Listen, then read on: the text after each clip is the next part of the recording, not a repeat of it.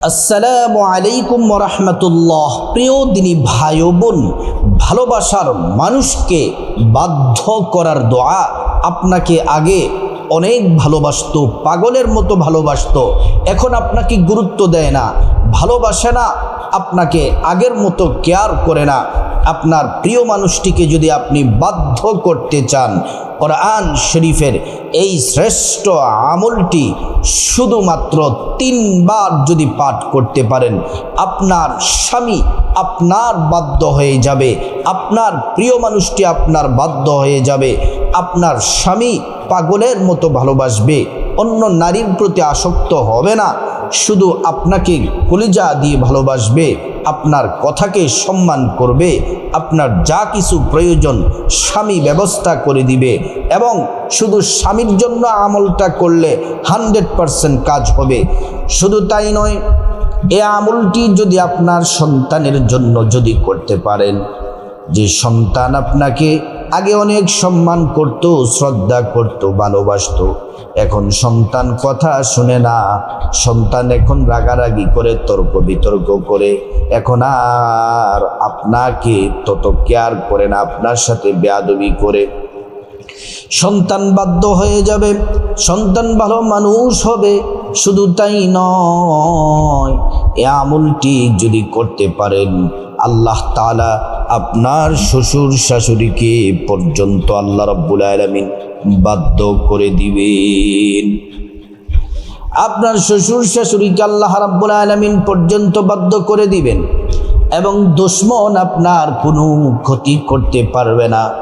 বিশেষ করে যারা স্ত্রীরা আছেন, আমার মা বোনেরা আছেন, আপনার স্বামীর জন্য যদি আমলটি করতে পারেন, খুবই গুরুত্বপূর্ণ আমল। প্রত্যেক নারী যাদের বিবাহ হয়েছে, আপনাদের স্বামীর জন্য আমলটি করা অত্যন্ত জরুরি।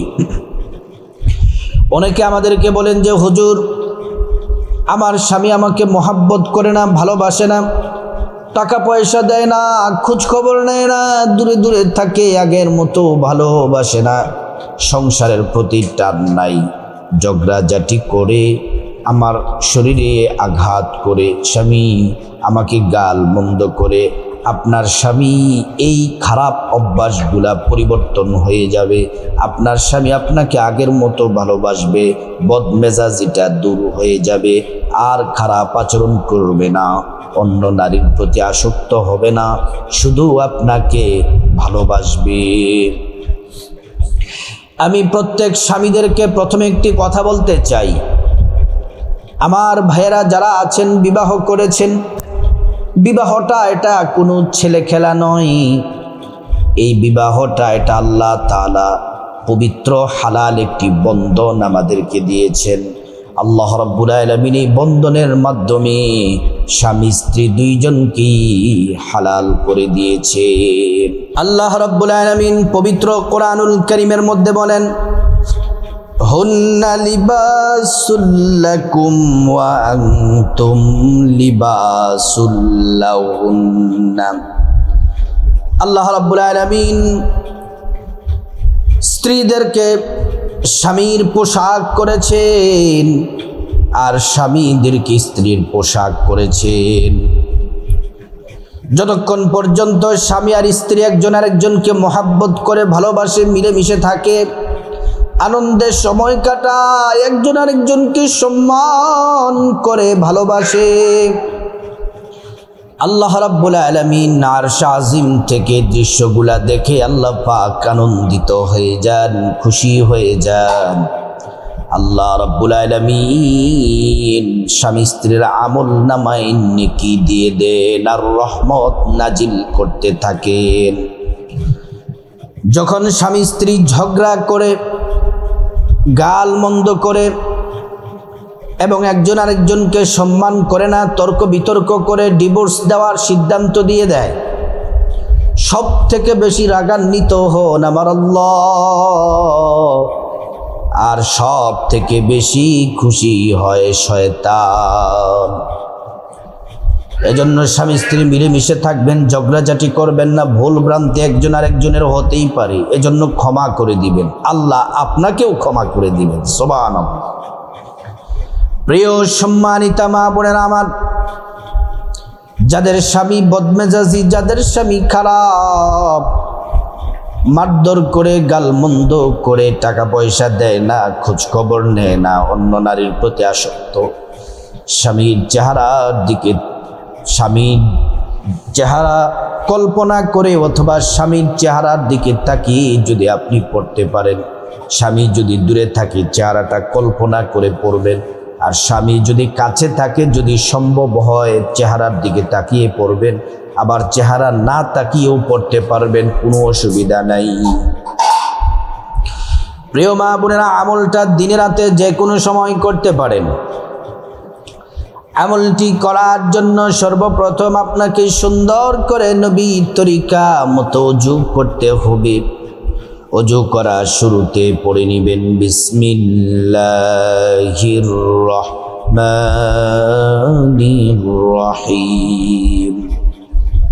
ওযুটা সুন্দর করে করলে আল্লাহ রাব্বুল আলামিন আপনাকে দুইটি পুরস্কার দিবেন।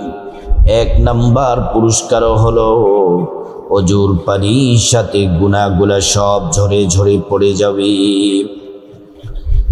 দ্বিতীয় নাম্বার পুরস্কার হলো আল্লাহ রাব্বুল আলামিন হাসরের ময়দানে ওযুর অঙ্গ প্রত্যঙ্গগুলার মধ্যে আল্লাহ পাক নূর দিয়ে দিবেন। নূরে চমকাতে থাকবে প্যারা নবীজি সাল্লাল্লাহু আলাইহি ওয়াসাল্লাম আমাদেরকে দেখেই চিনে ফেলবেন, আল্লাহর কাছে নিয়ে যাবেন, সুপারিশ করে আল্লাহর জান্নাতে পৌঁছে দিবেন। প্রিয় সম্মানিতা মা বোনেরা আমার, কথাগুলা খুব ভালো করে মনোযোগ দিয়ে শুনুন। এই আমলটি আপনি দিনে রাতে যে কোনো সময় করতে পারেন। ওযুটা শেষ করার পর পশ্চিম আকাশের দিকে তাকিয়ে আঙ্গুলটা উঁচু করে একবার কালিমে শাহাদাত পাঠ করবেন। আশহাদু আল্লা ইলাহা ইল্লাল্লাহু ওয়াহদাহু লা শারীকা লাহু ওয়া আশহাদু আন্না মুহাম্মাদান আবদুহু ওয়া রাসূলুহু। কালিমে শাহাদাত পড়লে কি হবে? আল্লাহ তাআলা জান্নাতের ফেরেশতাদেরকে বলেন, ও জান্নাতের ফেরেশতারা রে, জান্নাতের গেটগুলা খুলে দাও, দরজাগুলা খুলে দাও। আমার বান্দারা যে দরজা দিয়ে বনে যায় সেই দরজা দিয়ে জান্নাতে প্রবেশ করবে আর জান্নাতের নাজ নিয়ামত ভোগ করবে।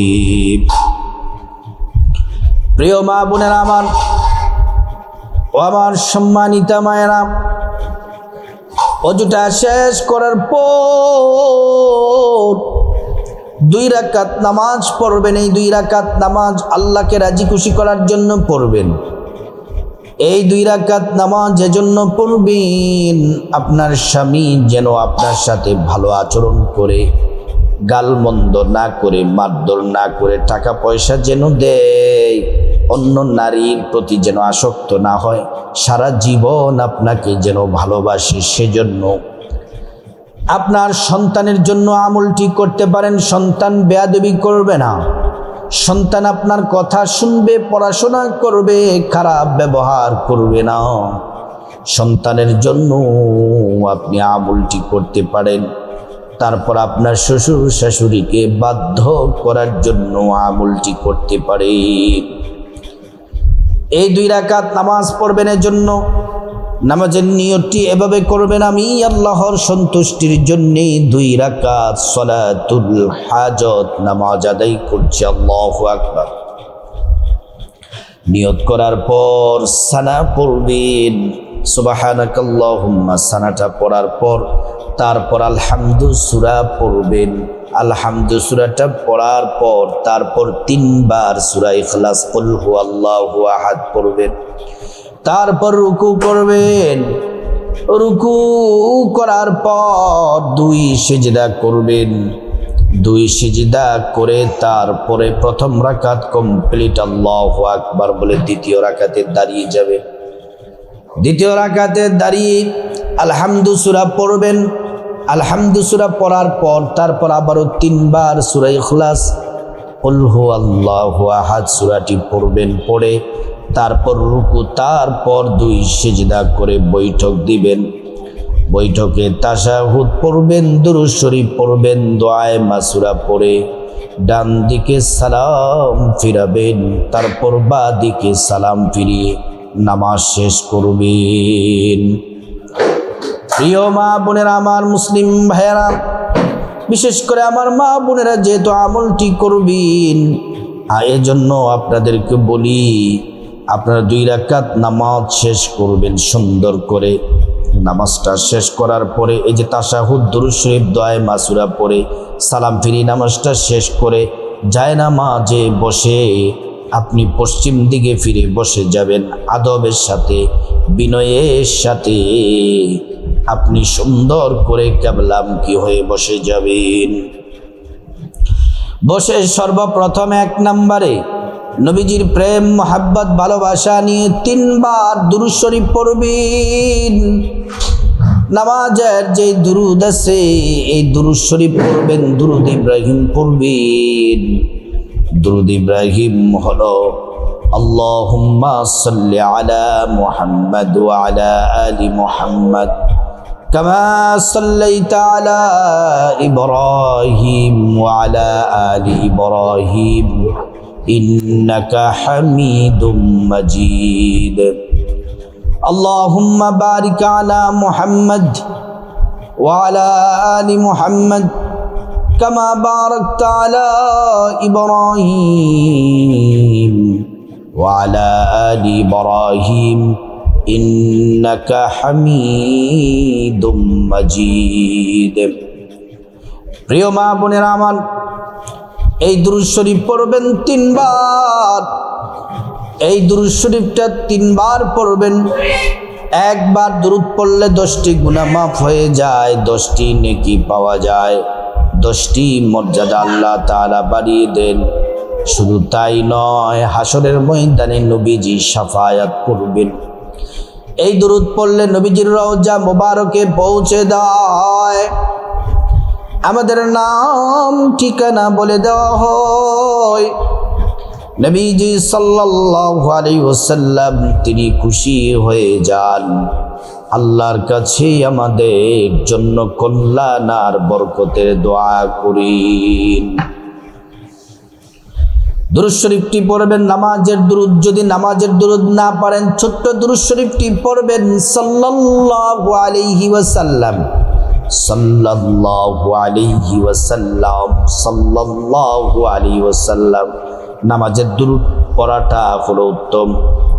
দুরূদ শরীফ পড়ার পর তারপরে 1 নম্বরে আপনার স্বামীকে আপনার বাধ্য করার জন্য, স্বামী আপনাকে গভীরভাবে ভালোবাসার জন্য, স্বামী যেন আপনার সাথে খারাপ আচরণ না করে, মারধর না করে, স্বামী যেন আপনাকে পাগলের মতো ভালোবাসে, স্বামীর চেহারাটা কল্পনা করে করে এই 1 নাম্বার দোয়াটি পড়বেন 3 বার। রব্বানা হাব লানা মিন আজওয়াজিনা ওয়া যুররিয়াতিনা কুররাতা আ'য়ুনিন ওয়াজআলনা লিল মুত্তাকিনা ইমামা। রব্বানা হাব লানা মিন আজওয়াজিনা ওয়া যুররিয়াতিনা কুররাতা আ'য়ুনিন ওয়াজআলনা লিল মুত্তাকিনা ইমামা। রব্বানা হাব লানা মিন আজওয়াজিনা ওয়া যুররিয়াতিনা কুররাতা আ'য়ুনিন ওয়াজআলনা লিল মুত্তাকিনা ইমামা।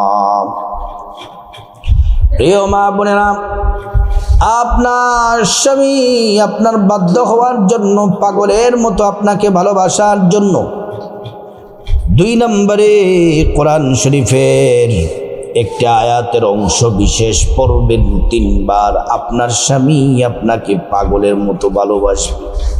অন্য নারীর প্রতি আসক্ত হবে না, সারা জীবন ভালোবাসবে। আবার এমনও অনেকে আছেন যে আপনাদের বিবাহের কথাবার্তা চলতেছে, মেয়েটাকে আপনার পছন্দ হয়েছে, ছেলেটাকে আপনার পছন্দ হয়েছে, যেন আপনাদের বিবাহ যেন হয়ে যায়, এই আমলটি করতে পারেন। আল্লাহ চাইলে তাকদীরে থাকলে বিয়ে হয়ে যেতে পারে। এই আয়াতের অংশটি পড়বেন, 3 বার পড়বেন। ওয়াল্লাযীনা আমানু আশাদ্দু হুব্বাল লিল্লাহ, ওয়াল্লাযীনা আমানু আশাদ্দু হুব্বাল লিল্লাহ, ওয়াল্লাযীনা আমানু আশাদ্দু হুব্বাল লিল্লাহ। তারপরে স্বামীর মোহাব্বত ভালোবাসা বৃদ্ধির জন্য আপনাকে ভালোবাসবো, অন্য নারীর প্রতি আসক্ত হবে না, আপনার কথা মতো চলার জন্য আল্লাহ পাকের একটি নাম আছে, সেরা নাম। এই নামটি পড়বেন 3 বার। সে নামটি হলো ইয়া ওয়াদুদু ইয়া আল্লাহ, ইয়া ওয়াদুদু ইয়া আল্লাহ, ইয়া ওয়াদুদু ইয়া আল্লাহ। তারপর আপনার স্বামী আপনার কথা মতো চলবে, আপনার কথায় উঠবে বসবে, সন্তান বাধ্য হবে, শ্বশুর শাশুড়ি বাধ্য হবে। কোরআন শরীফের আয়াতটি পড়বেন 3 বার। সন্তান কথা শুনবে, শ্বশুর শাশুড়ি কথা শুনবে, স্বামী আপনার কথা শুনবে। কোরআন শরীফের এই দোয়াটি পড়বেন 3 বার। وألقيت عليك محبة مني، وألقيت عليك محبة مني، وألقيت عليك محبة مني। তারপর আবারও দুরূদ শরীফ পড়বেন 3 বার। সাল্লাল্লাহু আলাইহি ওয়াসাল্লাম, সাল্লাল্লাহু আলাইহি ওয়াসাল্লাম। দুরূদ শরীফ পড়ার পরেই আল্লাহুম্মা আমিন বলে মুনাজাত দিবেন। মুনাজাতের শুরুতে আল্লাহ রাব্বুল আলামিনের একটি নাম শুধুমাত্র 3 বার পাঠ করবেন।